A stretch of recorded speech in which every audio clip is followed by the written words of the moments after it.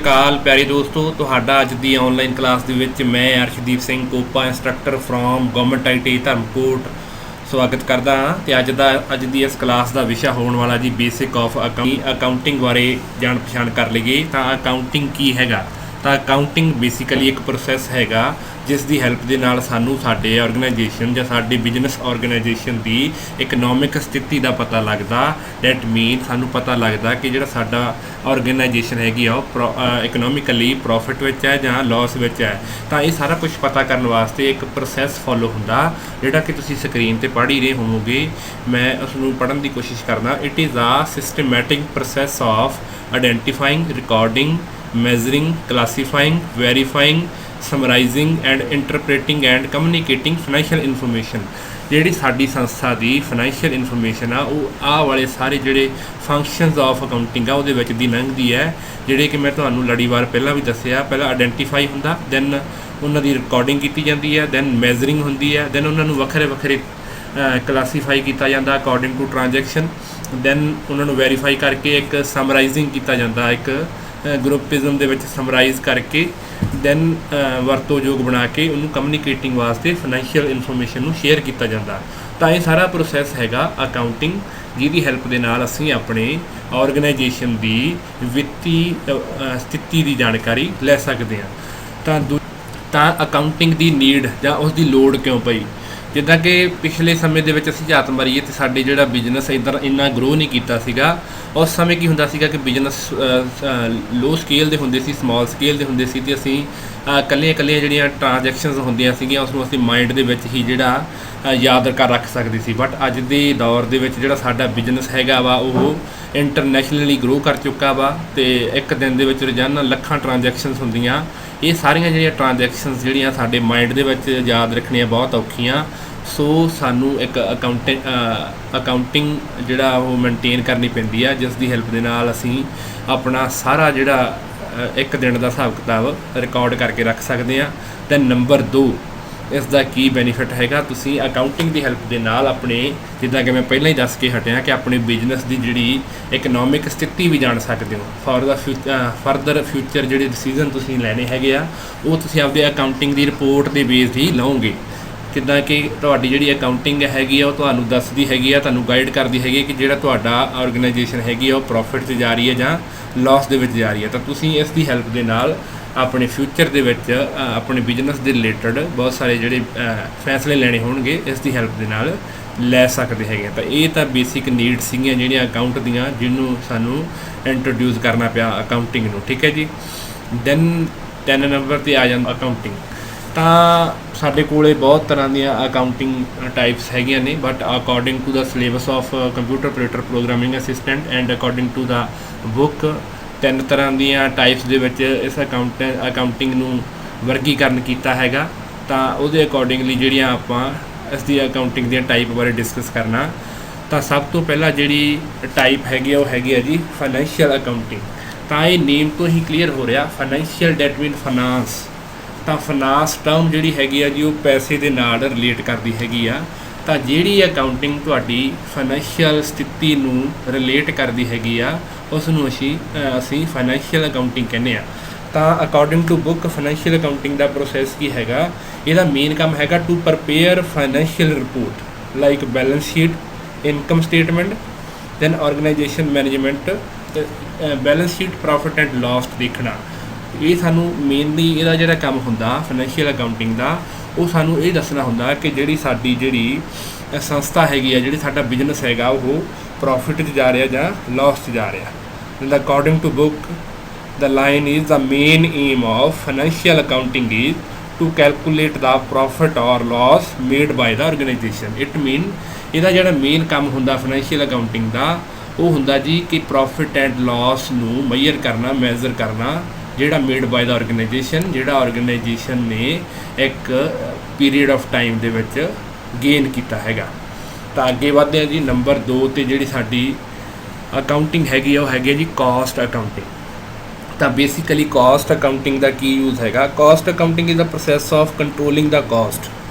That mean ਇਹ ਵੀ ਨੇਮ ਤੋਂ ਕਲੀਅਰ ਹੈਗਾ ਕਿ ਜਿਹੜੀ ਅਕਾਊਂਟਿੰਗ ਕਾਸਟ 'ਤੇ ਡਿਪੈਂਡੈਂਟ ਹੈਗੀ ਆ, ਉਹਨੂੰ ਕਾਸਟ ਅਕਾਊਂਟਿੰਗ ਕਹਿੰਦੇ ਆ। ਇਸ ਦਾ ਮੇਨ ਮਕਸਦ ਇਹੀ ਹੁੰਦਾ ਵੀ ਜੋ ਸਰਵਿਸਿਜ਼ 'ਤੇ ਰॉ ਮਟੀਰੀਅਲ 'ਤੇ ਜੋ ਵੀ ਖਰਚਾ ਆ ਰਿਹਾ, ਕਾਸਟ ਆ ਰਹੀ ਆ, ਉਸ ਨੂੰ ਘੱਟ ਕਰਕੇ ਵੱਧ ਤੋਂ ਵੱਧ ਜਿਹੜੀ ਪ੍ਰੋਡਕਟਿਵਿਟੀ ਕਰਨੀ। ਡੈਟ ਮੀਨ ਤੁਹਾਡਾ ਜਿਹੜਾ ਪ੍ਰੋਫਿਟ ਵੱਧ ਤੋਂ ਵੱਧ ਗੇਨ ਕਰਵਾ ਕੇ ਉਹਦੀ ਜਿਹੜੀ ਕਾਸਟ ਆ ਉਸ ਨੂੰ ਘੱਟ ਤੋਂ ਘੱਟ ਜਿਹੜਾ ਹੋਣ ਦੇਣਾ। ਠੀਕ ਹੈ ਜੀ।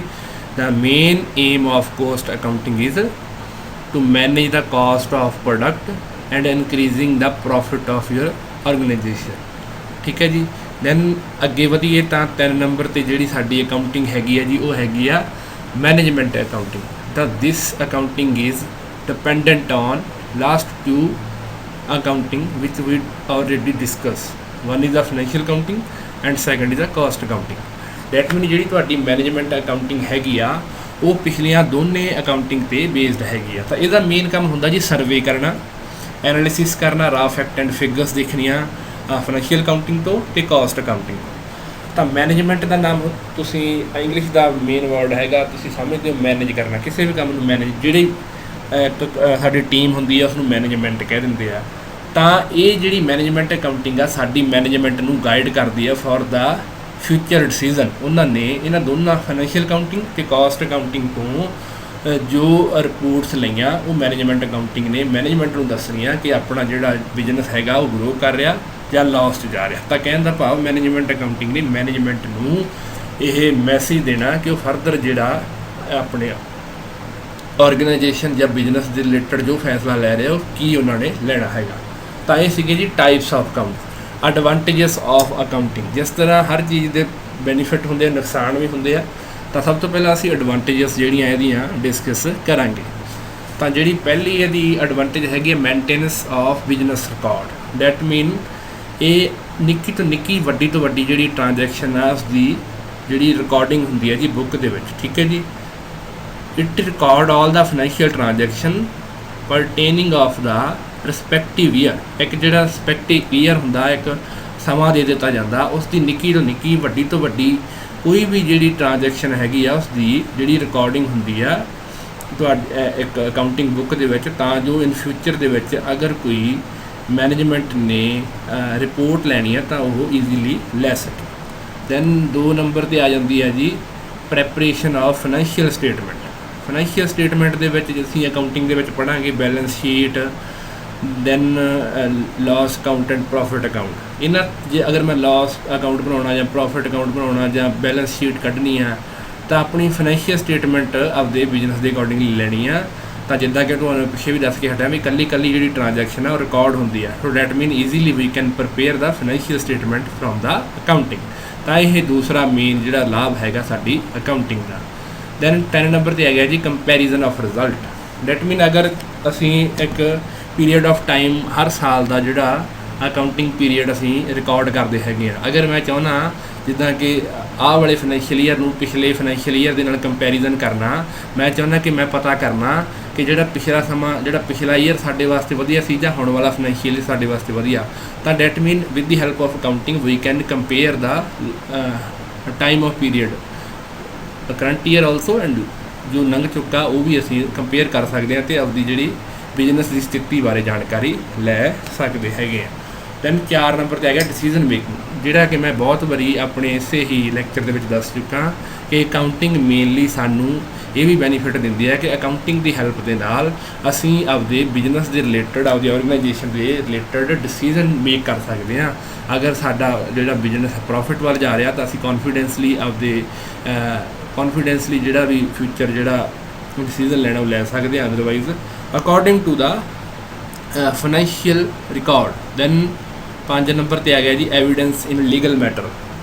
ਸਪੋਜ਼ ਡੈਟ ਸਾਡੇ ਕੰਪਨੀ 'ਤੇ ਜਾਂ ਸਾਡੇ ਬਿਜ਼ਨਸ 'ਤੇ ਕੋਈ ਲੀਗਲ ਕ੍ਰਾਈਸਿਸ ਆ ਜਾਂਦਾ ਜਾਂ ਸਾਡੇ 'ਤੇ ਕੋਈ FIR ਵਗੈਰਾ ਹੋ ਜਾਂਦੀ ਹੈ ਕਿਸੇ ਕਾਰਨਵਸ਼, ਅਗਰ ਉੱਥੇ ਸਾਨੂੰ ਕੋਈ ਆਪਦਾ ਰਿਕਾਰਡ ਸ਼ੋਅ ਕਰਨਾ ਤਾਂ ਜਿਹੜਾ ਸਾਡਾ ਅਕਾਊਂਟਿੰਗ ਦੇ ਰਿਕਾਰਡ ਹੁੰਦੇ ਨੇ ਜਦੋਂ ਅਸੀਂ ਪ੍ਰਪੇਅਰ ਕਰਦੇ ਹਾਂ, ਜਿਵੇਂ ਦੱਸਿਆ ਮੈਂ profit loss account, balance sheet, ਉਹ ਐਜ਼ ਏ ਲੀਗਲ ਐਵੀਡੈਂਸ ਦੇ ਤੌਰ 'ਤੇ ਐਕਸੈਪਟੇਬਲ ਹੈਗਾ ਜੀ ਕੋਰਟ ਦੇ ਵਿੱਚ। ਤੁਸੀਂ ਦਿਖਾ ਸਕਦੇ ਹੋ ਆਪਣੀ ਕੋਰਟ ਦੇ ਵਿੱਚ ਐਜ਼ ਏ ਐਵੀਡੈਂਸ। ਠੀਕ ਹੈ ਜੀ। ਦੈਨ 6 ਨੰਬਰ 'ਤੇ ਆ ਗਿਆ ਜੀ provide information to related party. Accounting ਸਾਨੂੰ ਇਨਫੋਰਮੇਸ਼ਨ ਦਿੰਦੀ ਆ ਆਰਗੇਨਾਈਜੇਸ਼ਨ ਦੇ ਵਿੱਚ ਕਿਹੜੇ ਬੰਦੇ ਕੰਸਰਨਡ ਹੈਗੇ। ਹੋ ਸਕਦਾ ਕੋਈ ਤੁਹਾਡਾ EMPLOYE ਹੋਵੇ, ਕੋਈ ਕ੍ਰੈਡੀਟਰ ਹੋਣ, ਕੋਈ ਡੈਬਿਟਰ ਹੋਣ, ਠੀਕ ਹੈ ਜੀ। ਸੋ ਔਨ ਜਿੰਨੇ ਵੀ ਪਰਸਨ ਸਾਡੇ ਕੰਪਨੀ ਦੇ ਨਾਲ ਰਿਲੇਟ ਕਰਦੇ ਆ ਉਹਨਾਂ ਬਾਰੇ ਸਾਰਿਆਂ ਬਾਰੇ ਸਾਨੂੰ ਜਾਣਕਾਰੀ ਦਿੰਦੀ ਹੈਗੀ ਆ ਅਕਾਊਂਟਿੰਗ। ਦੈਨ ਨੈਕਸਟ ਆ ਜਾਂਦਾ ਜੀ ਹੈਲਪਸ ਇਨ ਟੈਕਸੇਸ਼ਨ ਮੈਟਰ। ਤਾਂ ਟੈਕਸਟ ਤੁਸੀਂ ਸਮਝ ਹੀ ਗਏ ਹੋਵੋਗੇ, ਕਈ ਤਰ੍ਹਾਂ ਦੇ ਸਾਡੇ ਕੋਲੇ various tax authority like income tax, indirect tax dependent on the account. ਜੋ ਕੋਈ ਇਨਕਮ ਟੈਕਸ ਹੁੰਦਾ ਜਾਂ ਇਨਡਾਇਰੈਕਟ ਟੈਕਸ ਹੁੰਦਾ ਉਹ ਸਾਰੇ ਜਿਹੜੇ ਆ ਅਕਾਊਂਟਿੰਗ 'ਤੇ ਬੇਸਡ ਹੁੰਦੇ ਆ। ਤਾਂ ਉਹਨਾਂ ਸਾਰਿਆਂ ਟੈਕਸਿਸ ਦੀ ਸੈਟਲਮੈਂਟ ਕਰਨ ਵਾਸਤੇ ਅਸੀਂ ਅਕਾਊਂਟਿੰਗ ਦਾ ਜਿਹੜਾ ਉਹ ਯੂਜ਼ ਕਰ ਸਕਦੇ ਹੈਗਾ। Then advantages of accounting. ਤਾਂ ਡਿਸਐਡਵਾਂਟੇਜਸ ਦੇ ਵਿੱਚ ਆ ਜਾਂਦਾ ਸਭ ਤੋਂ ਪਹਿਲਾਂ expressing accounting information in term of money. ਜਿੱਦਾਂ ਅਸੀਂ ਐਡਵਾਂਟੇਜਸ ਪੜ੍ਹ ਕੇ ਹਟਿਆ ਹੁਣ ਅੱਜ ਡਿਸਐਡਵਾਂਟੇਜਸ ਦੀਆਂ ਕੁਛ ਹੁੰਦੀਆਂ, ਜਿੱਦਾਂ ਸਿੱਕੇ ਦੇ ਦੋ ਪਹਿਲੂ ਹੁੰਦੇ ਆ ਉਸੇ ਤਰ੍ਹਾਂ ਹਰ ਚੀਜ਼ ਦੇ ਬੈਨੀਫਿਟ ਵੀ ਹੁੰਦੇ ਆ ਅਤੇ ਨੁਕਸਾਨ ਵੀ ਹੁੰਦੇ ਆ। ਤਾਂ ਡਿਸਐਡਵਾਂਟੇਜਸ ਦੇ ਵਿੱਚ ਅਸੀਂ ਸਭ ਤੋਂ ਪਹਿਲੀ ਜਿਹੜੀ ਡਿਸਐਡਵਾਂਟੇਜ ਹੈਗੀ ਹੈ ਜੀ expressive accounting information in term of money.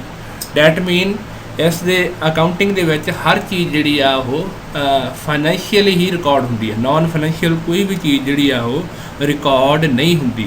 That ਮੀਨ ਹਰ ਚੀਜ਼ ਜਿਹੜੀ ਆ ਉਹ ਮਨੀ ਦੇ ਰੂਪ ਦੇ ਵਿੱਚ ਹੀ ਰਿਕਾਰਡ ਹੁੰਦੀ ਆ। Only transaction of financial nature are measured by the accounting. ਜੋ ਚੀਜ਼ਾਂ ਫਾਈਨਾਂਸ ਦੇ ਨਾਲ ਰਿਲੇਟ ਕਰਦੀਆਂ ਉਹੀ ਚੀਜ਼ਾਂ ਜਿਹੜੀਆਂ ਸਾਡੀ ਅਕਾਊਂਟਸ ਦੇ ਵਿੱਚ ਰਿਕਾਰਡ ਹੁੰਦੀਆਂ। ਦੂਸਰੀ ਇਸ ਤੋਂ ਨਾਨ ਫਾਈਨੈਂਸ਼ੀਅਲ ਟ੍ਰਾਂਜੈਕਸ਼ਨ ਕੋਈ ਵੀ ਜਿਹੜੀ ਆ ਉਹ ਰਿਕਾਰਡ ਨਹੀਂ ਹੁੰਦੀ। ਇਹ ਇਸ ਦੀ ਜਿਹੜੀ ਪਹਿਲੀ ਡਿਸਐਡਵਾਂਟੇਜ ਹੈਗੀ ਆ। ਦੈਨ ਨੰਬਰ 2 ਜਿਹੜੀ ਹੈਗੀ ਆ ਜੀ accounting information is based on estimate. ਤਾਂ ਜ਼ਿਆਦਾਤਰ ਜਿਹੜਾ there are some accounting data ਵਿਚ are based on estimate. That mean ਜਿਹੜਾ ਸਾਡੇ ਬਿਜ਼ਨਸ ਦੇ ਵਿੱਚ ਕੁਝ ਜਿਹੜਾ ਡਾਟਾ ਹੁੰਦਾ ਉਹ ਐਸਟੀਮੇਟ ਦੇ ਬੇਸਡ ਹੁੰਦਾ। ਡੈਟਸ ਵਾਈ ਜਿਹੜੀਆਂ ਸਾਡੇ ਉਹਦਾ ਡਾਟਾ ਜਿਹੜਾ ਇਨਐਕੂਰੇਟ ਹੋ ਜਾਂਦਾ, ਜਿਹੜਾ ਉਹਦਾ ਰਿਜ਼ਲਟ ਸਹੀ ਨਹੀਂ ਆ ਪਾਉਂਦਾ, ਅਤੇ ਜਿਹੜਾ ਐਸਟੀਮੇਟ ਉਹ ਇਨਐਕੂਰੇਸੀ ਨੂੰ ਹੀ ਪ੍ਰਮੋਟ ਕਰਦਾ ਕਿਉਂਕਿ ਉਹ ਕਰੈਕਟ ਨਹੀਂ ਹੁੰਦਾ। Estimate is just estimate. That's why ਕੁਝ ਡਾਟਾ ਹੁੰਦਾ ਜਿਹੜਾ ਐਸਟੀਮੇਟ 'ਤੇ ਬੇਸ ਹੁੰਦਾ। ਦੈਨ 3 ਨੰਬਰ 'ਤੇ ਆ ਜਾਂਦਾ ਜੀ recording of fixed asset at the original cost. Assets ਹੁੰਦੀ ਹੈ ਜੀ ਸਾਡੇ ਬਿਜ਼ਨਸ ਦੀ ਕੋਈ ਵੀ ਜਾਇਦਾਦ ਉਹ ਫਿਕਸਡ ਹੋ ਸਕਦੀ ਹੈ ਜੀ ਜਾਂ ਰੀਅਲ ਟਾਈਮ ਹੋ ਸਕਦੀ ਹੈ ਜੀ। ਤਾਂ ਸਮੇਂ ਅਨੁਸਾਰ ਹਰ ਜਿਹੜੀ ਪ੍ਰਾਪਰਟੀ ਦੀ ਵੈਲਿਊ ਚੇਂਜ ਹੁੰਦੀ ਹੈ। ਤਾਂ ਇਹਦਾ ਇੱਕ ਡਿਸਐਡਵਾਂਟੇਜ ਹੈਗਾ ਕਿ ਜੋ ਅਸੀਂ ਇਸ ਦੇ ਵਿੱਚ ਪਹਿਲਾਂ ਤੋਂ ਜਿਹੜੀ ਵੈਲਿਊ ਪਾਈ ਹੁੰਦੀ ਆ ਉਹੀ ਹੀ ਚੱਲੀ ਆਉਂਦੀ ਆ ਕਿਉਂਕਿ ਜਿਹੜਾ ਬਿਜ਼ਨਸ ਆ ਕਰੰਟ ਵੈਲਿਊ ਨੂੰ ਇਗਨੋਰ ਕਰਦਾ। ਡੈਟ ਮੀਨ ਇਹ ਤੀਜਾ ਜਿਹੜਾ ਮੇਨ ਡਿਸਐਡਵਾਂਟੇਜ ਹੋ ਸਕਦਾ ਆਪਣੀ ਅਕਾਊਂਟਿੰਗ ਦਾ। And 4th one is the manipulation of accounting. Manipulate that mean ਆਪਣੇ ਅਕੋਰਡਿੰਗਲੀ ਢਾਲਣਾ। ਤਾਂ ਮੈਨੂਪੂਲੇਟਿੰਗ ਆਫ ਅਕਾਊਂਟਿੰਗ ਦੇ ਵਿੱਚ ਤਾਂ ਕਹਿਣ ਦਾ ਭਾਵ ਜੋ ਤੁਹਾਡੇ ਅਕਾਊਂਟ ਨੂੰ ਮੇਨਟੇਨ ਕਰਦਾ ਹੋ ਸਕਦਾ ਕੋਈ ਤੁਹਾਡਾ ਅਕਾਊਂਟੈਂਟ ਹੋਵੇ ਜਾਂ ਤੁਹਾਡੀ ਮੈਨੇਜਮੈਂਟ ਹੋਵੇ ਤਾਂ ਉਹ ਆਪਦੀ ਇੱਛਾ ਅਨੁਸਾਰ ਵੀ ਆਪਦੀ ਅਕਾਊਂਟਸ ਦੇ ਵਿੱਚ ਕੁਝ ਚੇਂਜਸ ਕਰ ਸਕਦਾ। ਡੈਟ ਮੀਨ ਉਹ ਉਸ ਨੂੰ ਮੈਨੂਪੂਲੇਟ ਕਰ ਸਕਦਾ। ਤਾਂ ਇਹ ਕੁਝ ਜਿਹੜੀਆਂ ਡਿਸਐਡਵਾਂਟੇਜਸ ਸੀਗੀਆਂ। Then last one money as a measurement unit changes in the value. ਤਾਂ ਜਿਹੜੀ ਮਨੀ ਆ ਉਹ ਮੈਜ਼ਰਮੈਂਟ ਯੂਨਿਟ ਦੇ ਰੂਪ ਦੇ ਵਿੱਚ ਇਹਦੇ ਵਿੱਚ ਵਰਤੀ ਜਾਂਦੀ ਹੈ। ਤਾਂ ਮਨੀ ਜਿਹੜੀ ਆ ਉਹ ਸਟੇਬਿਲਿਟੀ ਨਹੀਂ ਹੁੰਦੀ। Stability in the value of money is not possible. Money ਦੇ ਰੂਪ ਵਿੱਚ ਜਿਹੜੀ ਉਹਦੀ ਵੈਲਿਊ ਦੀ ਸਟੇਬਿਲਿਟੀ ਹੋਵੇ ਇਹ ਪੋਸੀਬਲ ਨਹੀਂ ਹੈਗਾ। ਹਰ ਸਮੇਂ ਜਿਹੜੇ ਪ੍ਰਾਈਜ਼ਿਸ ਹੈਗੇ ਆ ਉਹ ਘਟਦੇ ਅਤੇ ਵੱਧਦੇ ਰਹਿੰਦੇ ਆ। Accounting information will not slow the true financial position if changes in the price level are not considered. ਜਿੱਦਾਂ ਕਿ ਮੈਂ ਪਹਿਲਾਂ ਵੀ ਦੱਸ ਕੇ ਹਟਿਆ, ਅਗਰ ਜਿਹੜੀਆਂ ਚੇਂਜਸ ਹੋ ਰਹੀਆਂ ਨੇ ਪ੍ਰਾਈਸ ਦੇ ਵਿੱਚ ਜਾਂ ਪ੍ਰਾਪਰਟੀ ਦੇ ਪ੍ਰਾਈਸ ਦੇ ਵਿੱਚ ਅਗਰ ਉਹ ਸਾਰਾ ਕੁਛ ਤੁਹਾਡੇ ਅਕਾਊਂਟ ਦੇ ਵਿੱਚ ਕੰਸੀਡਰ ਨਹੀਂ ਹੁੰਦਾ ਦੈਟ ਮੀਨ ਜਿਹੜੀ ਅਕਾਊਂਟਿੰਗ ਆ ਤੁਹਾਨੂੰ ਐਕੂਰੇਟ ਜਿਹੜਾ ਰਿਜ਼ਲਟ ਨਹੀਂ ਦੇ ਸਕਦੀ। ਤਾਂ ਇਹ ਜਿਹੜੀਆਂ 5 ਸਾਡੀਆਂ ਡਿਸਐਡਵਾਂਟੇਜਸ ਹੈਗੀਆਂ ਇਹ ਵੀ ਸਾਡੇ ਅਕਾਊਂਟਿੰਗ ਦੇ ਲਈ। ਇਹ ਵੀਡੀਓ ਅੰਤ ਤੱਕ ਦੇਖੀ, ਤੁਹਾਡਾ ਬਹੁਤ ਬਹੁਤ ਧੰਨਵਾਦ। ਆਈ ਹੋਪ ਤੁਸੀਂ ਸਾਰਾ ਕੁਝ ਸਮਝ ਗਏ ਹੋਵੋਗੇ। ਤਾਂ ਆਉਣ ਵਾਲੇ ਦਿਨਾਂ ਦੇ ਵਿੱਚ ਅਸੀਂ ਹੋਰ ਵੀ ਅਕਾਊਂਟਿੰਗ ਟਰਮਸ ਬਾਰੇ ਵੀ ਡਿਸਕਸ ਕਰਾਂਗੇ। ਸੋ ਆਪ ਜੀ ਦਾ ਬਹੁਤ ਬਹੁਤ ਧੰਨਵਾਦ।